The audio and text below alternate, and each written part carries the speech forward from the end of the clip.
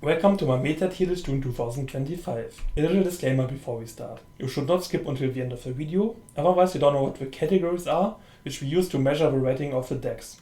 Also, there's no real point in doing that, right? Since we are not just here to see that Snaker is indeed a good deck and if we can maybe complain about our favorite deck being slightly too low on the list. Let's talk about the power rankings. Instead of a regular tier list, we have 4 different categories. The deck gets a score from 1 to 10 points in each category. We add those results together to get the final score. The more points, the better. The more engine pushes, the better. Being able in engine to push through cards like Fenrir, Drill Beam and Book of Moon gets you bonus points. Consistency is getting rewarded. Same thing goes for being able to play through low impact hand traps like Ash, Veiler, Impom consistently, as well as having a plan around high impacts like Fuva and Troll. The more non-engine, the more points. There are bonus points for being able to run cards like Impulse or utilizing cards like Droplet or Thrust better. The meta environment obviously matters a lot too. If you're in a meta with 5 Bestials running around in each deck, having a deck which is immune to those gives you a big advantage, etc. So those things should make a lot of sense now, right? So let's start power ranking. First up is Pure Fire Kings. What do you think are some fan numbers here? The deck is definitely able to break boards in engine quite well, and there's a lot of outplay potential with cards like Kirin and Damage Step Shenanigans. It also runs quite a lot of non-engine, including Dominus Impulse, which netted some bonus points. Therefore it scores 8 and 8.5 points here respectively. In terms of consistency, however, this deck is lagging a bit behind. It can brick quite a lot, and it's not able to push through a lot of low impact hand traps like Ash and Vader that well. Therefore it only scores 4 points here. For meta environment, a lot of cards like Nip, Bestials and Fuva are being played right now, which the deck is able to beat quite well. Next up we got Sprite. Sprite recently got unhit in the Forbidden and Limited list and has quite some hype behind it. It also performs quite well on ladder. So is all of this hype justified, or is this a new toy syndrome? Let's find out. Engine wise, its biggest problem is spot removal. This deck can really not deal with it. Passing on like Soul of Rage or Majesty is really hard already for the Sprite deck to deal with. Therefore, the engine power of this deck cannot be much higher than 4 in my opinion. In terms of non-engine, this deck can run quite a lot of non-engine and is technically able to play Dominus Impulse. However, Impulse does conflict with a bit of the extra deck. For example, you cannot use Ninja Shadow Mosquito, number 29, and Zeus under it. Therefore, you lose a lot of going second tools, which can be very fatal in matchups like Blue Eyes. Therefore, you can technically play it depending on the meta, but you don't really want to. Therefore, you get only a little bit of bonus points in that department. Therefore, 7.5 seems very fair. The deck is pretty consistent and is able to push through 1 or 2 hand traps pretty consistently. It's also quite well into Fuva Loss, Nibiru and Troll, but it kinda struggles a lot against board breakers. In terms of engine environment, it's a bit weird. On the one hand, some people play Droplet and spot removal is relatively popular in most decks, but on the other hand, there are quite a few matchups where you can play going second quite okay if you draw like a Fuva Loss or something. So this deck is a bit in a weird spot, so I would say 6 is a fair assessment. With control, I mean most of the Fiendsmith decks right now which run around, which play a lot of hand traps. Depending on what exact variant, some of this might be slightly different in score. So keep that in mind. What do you guys think of it? In terms of engine power, this deck has very strong engine cards which can do a lot going second. However, it does not have that many engine pushes. Therefore 7 sounds kinda fair, because it can play into boards and spot removal, but it does not have enough engine pushes to be really strong. But it can break boards relatively okayish. In terms of non-engine, this is the deck which probably plays the most non-engine in the game, and it can utilize cards like Nibiru and Bestials really well. Also it can normal cards like Mulchami, Fuva Loss, making it less bad to draw, etc. Therefore it gets a clean 10 out of 10. In terms of consistency, the deck sometimes doesn't draw a playable hand, but if you draw 1 playable card, you usually play through 1 hand traps easily, maybe even more. It's really hard to stop this deck with hand traps, because 1 Lacrima by yourself already plays through 1 hand trap, while giving you 1 interrupt and follow up, etc. So this deck is really well at dealing with that. Also it can play quite well under the high impact ones, for example Troll doesn't really matter for this deck at all. The deck is okay into Fuva and Maxi because you just do Requiem Pass with 3 to 4 hand traps and you feel fine. So it gets an 8 here. In terms of meta environment, this deck is really good into decks like Snake Eye, because if you hand trap Snake Eye 3-4 times, they usually start passing turn and you can just outgrind them. And they don't have as many hand traps as you going second, so that is definitely a thing. However, people do play Bestials quite a bit and Fuvalos and Nip is popular, which makes it a little bit worse. But matchups like Blue Eyes and Snake Eye are just so good that I would put it to an 8 still. Maybe I'm a bit biased though. There's not much to say about this. This deck has a very weak engine, however it runs a lot of non-engine and is able to play Diffusion, Shifter, etc. Therefore it gets a lot of points in terms of non-engine and meta environment because Shifter, etc. is really strong at the moment. And consistency wise it's an 8, but I don't want to go over 8.5 because this deck's end board is really whack and can lose really hard if you don't draw macro or some shit. Next up we got Blue Eyes. Please don't hate me if I say that the engine power of this deck is quite mediocre, and it's similar to Sprite. It struggles going second quite a bit into boards. However, other than Sprite, this deck runs a lot of non-engine for going second, so that's why it gets a 9 there. Also it's able to play Dominus, Purge quite well, etc. It also is very consistent, it barely ever breaks. It's very often able to push through one hand trap quite well, and it's really good against those high impact hand traps. Like, Fuva doesn't really matter to this deck. This deck is really good into Droll and Maxi, etc. Even if some people say Droll is good against it or something, but I don't really agree with that.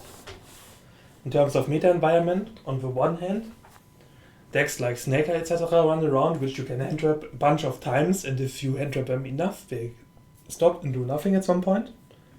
But on the other hand, Bestials are quite popular, and the Fields of Control matchup, for example, is really bad, etc. So 7.5 should be fair enough. Got Lights on, Tierlist, FDK. Most of you don't even know what this deck does, so let me explain. Basically, step 1 of the deck is mill your entire deck. Yes, you heard it right, step 1 is mill your entire deck. This is surprisingly easy and doable through hand traps on cards and Tierlist cards for some reason. Next up, they get a running where they have the OG Lumina and the Twilight Lumina. One revives the one girl from the banish and the other one from the graveyard. And you do that a couple of times. And then you make a rank 3 fish which says deal 100 damage to your opponent for each of your banished cards. And then you're like, how, but they only milled the entire deck. How do all the cards get into the graveyard? Yeah, they do that with the Fairy Tail Snow which they milled. Yeah, then they burn you. Then they make like Celine to get like the loop again. Then they make Celine with a Celine. Make more of the fishies. Then they use Shuffler to shuffle back Celines and fishies. And then they burn you again, and you die. They can do this through multiple hand traps consistently for some reason. So that's why it gets an 8 in engine power, because it plays Fiendsmith, Tierlements, etc. Strong engine. In terms of engine, this deck literally only plays Maxi and Droll to Droll itself. Therefore it only gets 2 points. In terms of consistency, I would give it a 10. Like from my testing, this deck is very consistent. Like you only play like a Lights on bricks, but this is fine because in combinations they are good. Like you almost never brick because you have no end board engine requirements in this deck. And you have like no hand traps, right? So you draw combo every time. And you're able to push through cards like Maxi, Nibiru, Troll, pretty good for some reason. So yeah, that's the thing. For meta environment, I would say it's pretty much okay for this deck, because going first, this deck wins most of the time. Going second into Snake Eye is really hard, but throwing like a Maxi against that deck, you can win. And sometimes you're even able to push through like a Blue Eyes board with a good hand or something. So that's very much possible. That's why it gets these scores. Next up, we got Snake Eyes, our favorite deck. 500 more years Snake Eyes. With engine power, this deck is insane. It has like such a crazy engine, so many engine pushes, can play through so much, it's able to beat removal, etc. The only problem is it cannot deal with Appaloosa that well and some floodgates. Therefore I only give it a 9 out of 10. In terms of non-engine, it gets an 8. It does play quite a bit of non-engine and it can utilize cards like Siphon, Gamma and Fuvalos very well. However, it does not run as many cards as a Fiends with Control deck, for example. In terms of consistency, it's also a 9. It rarely breaks and it can usually push through 1-2 hand traps with ease in many hands. In terms of meta environment, it's a bit not so great though, because many people play their deck around beating Snake Eyes. Therefore, there are a lot of cards which are good against you in the meta, like Fuvalos, Nibiru, etc. Therefore, it only gets a 6 here at least. Its engine sometimes struggles with spot removal, however, it does have ways playing around it, especially if you have cards like Lara in hand. Therefore, I give it a 7 out of 10 in that regard. In terms of non-engine, it doesn't play all that much. Like many builds don't even play 10 non-engine, and a lot of them play board breakers instead of hand traps because they can't play that much. However, they are able to play cards like Shifter and D-Fisher, so I will still give it a 6 out of 10. You could even argue to make it slightly higher because of that. In terms of consistency, this deck is definitely an 8 out of 10. It rarely bricks. Sometimes the bad hand lose to like one Improm or Veiler, but usually it can push through quite a bit. The high impact hand traps hurt a little bit though, like Fuva and Maxi, etc. It cannot play that well through those kind of cards. Therefore it only gets an 8 out of 10. In terms of meta environment, on the one hand there are like a little bit of spot removal cards, especially from like Blue Eyes, etc., which really hurt the deck. But on the other hand, it's a Shifter deck and Shifter is really broken at the moment. And its going first is really strong, therefore I give it an 8 out of 10. Next up, Crystal on the new kid on the block. This deck is very solid overall. In terms of engine power, I would give it a 7 out of 10. It's able to push through boards quite okay, especially with cards like Tristaros and Droplet, etc. However, it cannot beat all the boards that much and it doesn't have as many engine pushes as a Snaker deck or something. So I don't want to give it more than a 7 out of 10. In terms of non-engine, it can run quite a bit. And it can utilize cards like Droplet very well. That's why I give it 8.5 out of 10. In terms of consistency, I would give it a 7.5 out of 10. Usually this deck can play, and very often it can play through 1 or 2 hand traps quite okay.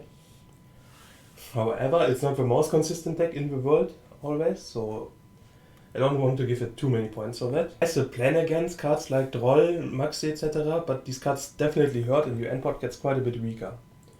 But Cluster Control is still a solid alternative. In terms of meta environment, I would give it an 8 out of 10, because this deck is immune to Bystials, is pretty good into Nip, and it has counterplay to Fuvalos, etc. Some Fuvalos combinations can hurt if you get like Veilard on your level 5 and you chain Tristaros and you get Fuvat, that really hurts. But apart from that, you have a good play around it. Top Atlantean Mermail.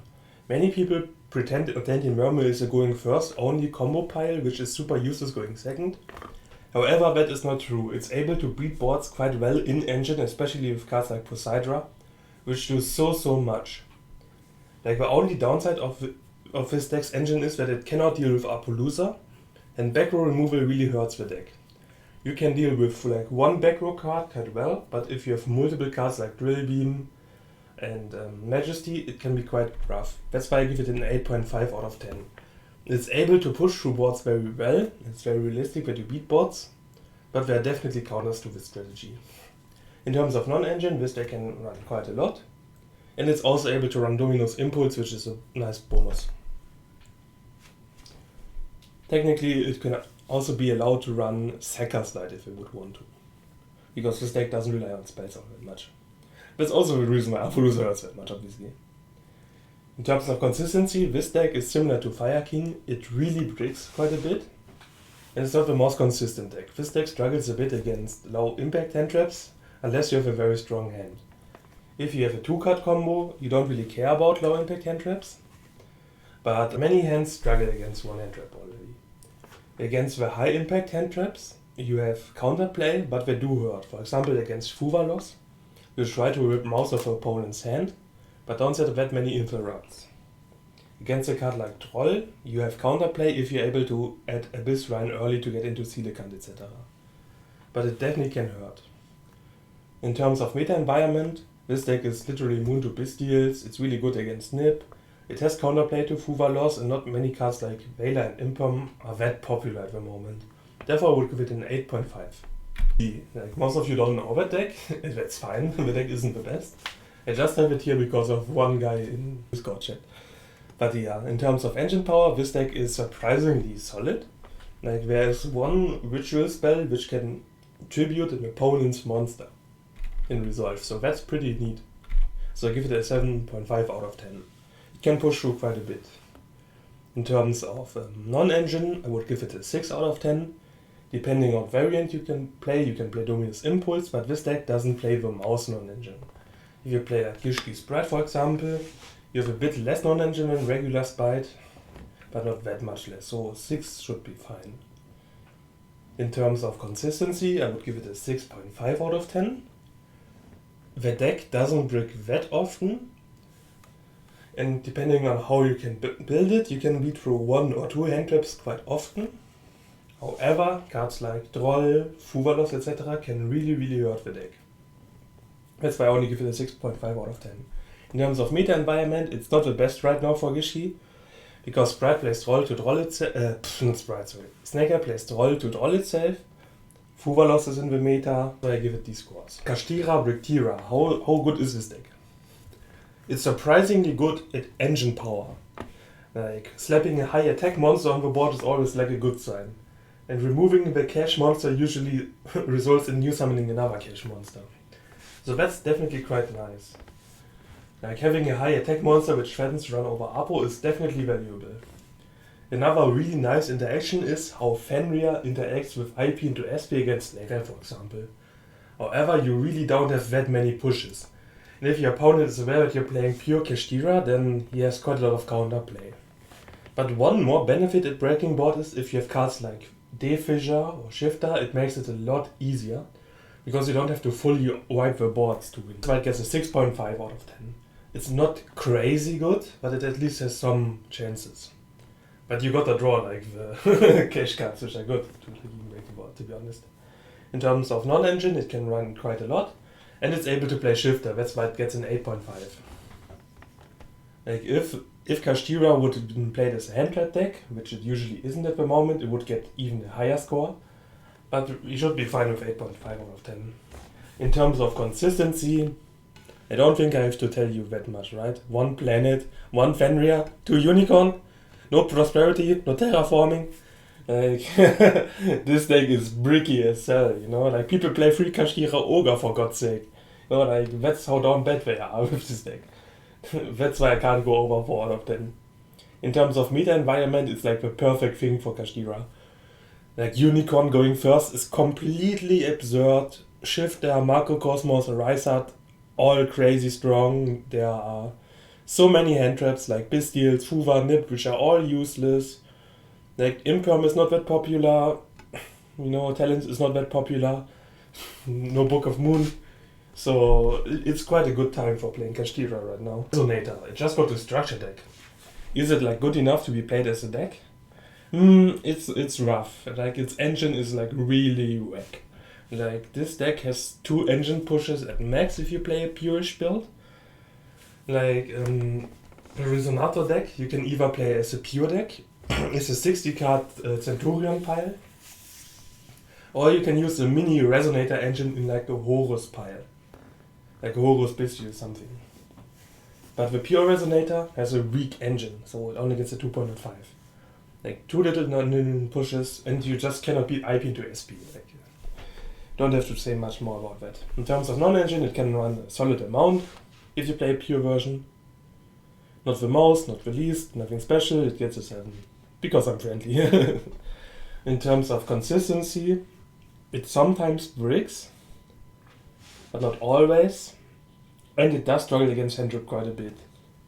And 5 is already very generous, to be honest. You know, like you could also give it a 3 if you want to. But I didn't want to do him that badly, you know. You already have such a bad score. A little bit of extra points can't hurt, you know. Beta environment is also pretty bad. This deck struggles against Fuva, Nip. Also Bestials hurt the deck, so it's not the greatest time for Resonator right now. Is it another Chondra DC? Or is the deck not good anymore. In terms of engine power, it's surprisingly solid. Sure, it cannot beat full endboards, but you're never playing against full endboards in this deck. So usually that's fine. You're just playing against very little, and that very little is able to beat very consistently. So that's why I give it a 7 out of 10. Like, you could say, okay, give it a bit less points, give it a bit of more points, but I would say it's pretty solid at pushing through, from my experience. In terms of non-engine, we don't really have to talk about it, right? It runs almost the same amount of non-engine as Fields with Control, and it's able to run Luminous Impulse, so it obviously gets a 10. Consistency is this deck's weakness a little bit, but depending how you build it, you can make it quite consistent, and having a 6th card in hand really helps, and cards like Fuvalos, Maxi, etc. make you a little bit more consistent as well. Therefore, it can get a 6.5 out of 10, even though sometimes it feels like a 4 out of 10. But sometimes it feels like a 10 out of 10 if you play against it, you know? Like, Chundra takes some games and he skips some games, you know? Make a classic. In terms of meta environment, it's quite nice. People play Fuvalos, people play Nibiru, people play Bestials, everything is literally useless against this deck. Therefore it gets an 8.5. So who knows, maybe it's another Chundra, DC.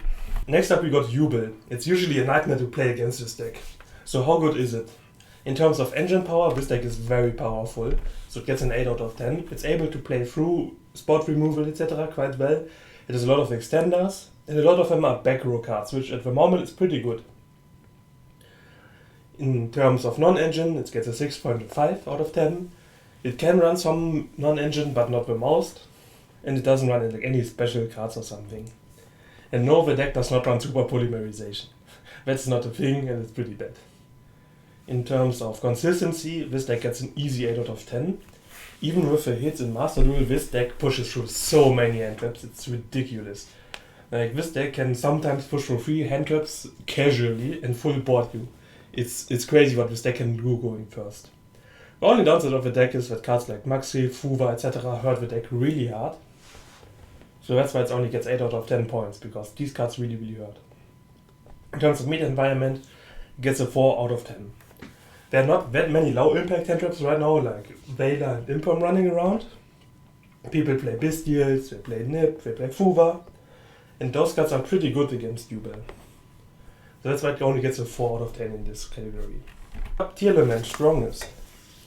What do we think about this? The engine power is very high with 8.5 out of 10. It can play through quite a lot. The only downside is it cannot beat Appaloosa that well. But sometimes it can beat Appaloosa if you build it correctly. But you need to draw like specific cards, like Shadow Fusion or some shit. In terms of non-engine, bro, this deck barely plays Maxi, you know? So we give it a 3 out of 10. It can play some breakers really well, but like that's the best I can give it, you know? Like, the deck doesn't really play a lot, not it. In terms of consistency, this deck is pretty consistent and it can usually play through a hand trap. Like a Vela or Imperm on the Kid Kalos can definitely hurt, but with the Fiendsmith cards it's not a big deal because you can just send the Kid Kalos to graveyard and still mill 5 cards, etc. So usually it's pretty consistent. It also has backup plans against cards like Droll, Fuva, Maxi, etc.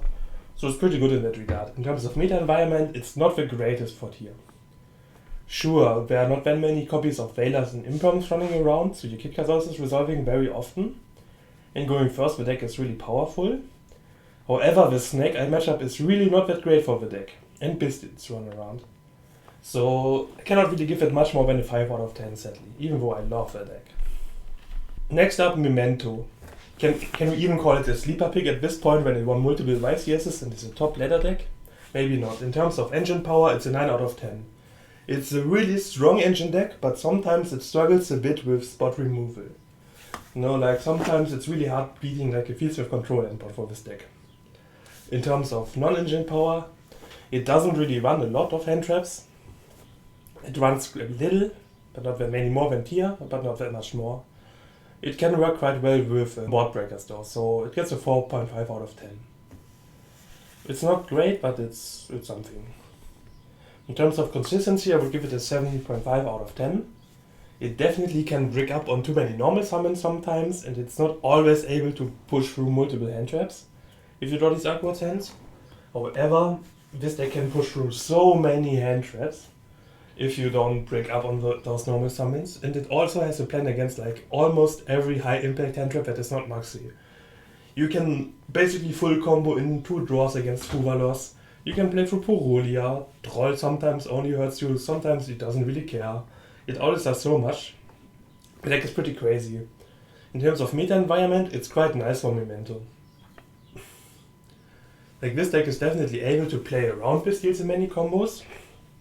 Cards like Impermanent Veiler are not that popular, so they can do this Smasher lock. Basically, there are 1-card combos in this deck which can set up a Dice Smasher. And Dice Smasher says both players throw 2 dice, and the player who has the higher roll cannot activate monster effects or attack with monsters for the till the end of the next turn. And it has another effect that it can change 1 dice to 7 if it has a material. So yeah, so it's a 92% chance that you cannot use monster effects or attack with them in your turn. So you just lose. Yeah, that's why meta environment is quite good for the deck. Centurion. Centurion is a very beloved and fair and cool deck, ever since they banned Calamity. However, its engine power is really not good. You have like 2 max 3 engine pushes at best, and you cannot really beat IP into SP all that much unless you specifically have like a Bestial or something, and even then that hurts too much. Like that's why it only gets a 3 out of 10 there. In terms of non-engine, it can run quite a lot of non-engine, and also it can use your Bestials as combo. So it gets an 8.5 out of 10 in that regard. In terms of consistency, the deck has enough starters to not brick all that much. However, it's really hard to push through 1 or 2 hand traps in this deck. However, it does have backup plans against like Fuva, Droll, etc. And even Maxi is not the end of the world for this deck. However, like a Maxi stops the 12th. So that definitely hurts a bit. In terms of meta environment, there are not many low impact hand traps running around, which is very nice for Centurion. Bestials work quite well, so that's also good for them. And you can stop decks completely going second with enough hand traps, again in many cases. Like this deck cannot beat half boards, so if your opponent specials like a Fenrir, every time, even if you have 100 hand traps, this deck is horrible. Like how it is in the TCG right now. Like it doesn't matter how many hand traps you have, your opponent gets a Detonate, and Detonator is like Solemn Strike for free for this deck. But here at Masterduel, it's completely fine to be played. Lastly, we got Branded Despia. This deck's engine is probably the best in the game, so it's an easy 10 out of 10. In terms of non-engine, it barely runs any, but the non-engine it runs is really good combined with the engine, so stuff like Thrust and Saronir. They are non-engine but basically engine at the same time, so I still give it a 5 out of 10 even though it runs so little non-engine. In terms of consistency, this deck is pretty consistent for the most part, but sometimes it can break up on too many normal summons or drawing too many of the awkward 1-offs you have to play in this deck. It definitely can sometimes brick. However, if you don't brick, you're usually able to push through hand traps quite well. Also, you have a plan against most high impact hand traps. This deck is pretty good against Droll very often, unless you have to play awkward hand. The deck is able to beat Nip usually, etc. In terms of meta environment, for the most part it's pretty good. Cards like Veiler and Imperm are not that common, therefore your awkward hands even resolve a bit more. However, Fuvalos is a bit annoying for the deck. Impulse is definitely annoying and some decks can run it. That's why I only give it an 8 out of 10, even though it's able to break full boards of the mouse decks really well in this deck, just in engine. So we finally got our results. Let's have a look. One little side note, just because the deck has more or less points, it doesn't mean the deck is worse or better per se. So let's start with the side event category. We got Gishki and Resonator in side events. Who would have guessed, right? I mean, yeah, that makes sense, right? So in the loud here we got Sprite, Punk, Fiendsmith, Tierlist and Centurion. Personally, it's a little bit surprising, but for the most part it makes sense. Most of these decks have a weakness with them a lot of points. Now we have the 27 point category. In this we got the 2 FTK decks, Jubel and Tierlist Lights Out Fiend with FTK. Yeah, it kinda makes sense. No, like Lyson doesn't play any hand traps and Jubel is bad in the current meta, so it makes sense why it landed here. Next up we got the tier 2-ish basics. Also shoutouts to Zodiac, which somehow made it to 28 points. Because the deck is pretty consistent in doing nothing and plays a lot of non-engine and shifter, it got like a lot of points. Like, that's actually pretty funny, not gonna lie. But in the tier 2 category, we got Blue Eyes, Memento, Ritual Beast, Fire King, and Kashtira. Like, that's a bit of surprising how well Kashtira performed. But to be honest, the deck is actually pretty good, because going first it usually wins, and it has a lot of floodgates which can use very well. So yeah, for the most part it kinda makes sense. Blue Eyes, you might think it's a bit low, but it does have some weaknesses in its engine, so that's why it got punished quite a bit. Next up we got the 30-point decks in Crystron, Branded, and Mermaid Atlantean. Performance has quite a good score for what it does. I mean, it's a very solid all-around deck, so it scores a lot of points in every category basically. So it kind of makes sense, even though I wouldn't think that Crystron is better than like Branded or Memento personally. But yeah, so the top tier category belongs to a third pink place, is tied for Snake Eye and Tenpai with 32 points. And place number 1 with 33 points is Fiend's Wolf Control. Ooh, maybe I was a little bit biased looking at this. So yeah, thank you for looking at the video, and we see us in the next video. Bye.